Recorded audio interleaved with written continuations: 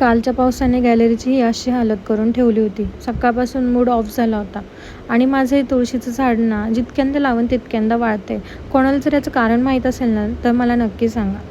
Mood कितीही खराब असला तरी घरची कामं काही थांबत नाही ना. मग काय, काही चपातीचं पीठ मळलं, टोमॅटोची चटणी केली आणि त्याचबरोबर लगेचच घरचं म्हणजे किचनचं क्लिनिंग करून घेतलं. बाहेर बघितलं तर एवढं सुंदर वातावरण झालं होतं ना, असं वाटत होतं की फक्त शांत बसून हे बघावं. मग मी पटकन शार्वीला आणि मला दोघीही फ्रेश झालो. त्यानंतर तिचे केस विंचरत असताना तिची बडबड मात्र सुरूच होती. नंतर तिला खाऊ पिऊ घातलं आणि मलाही जेवायला घेतलं.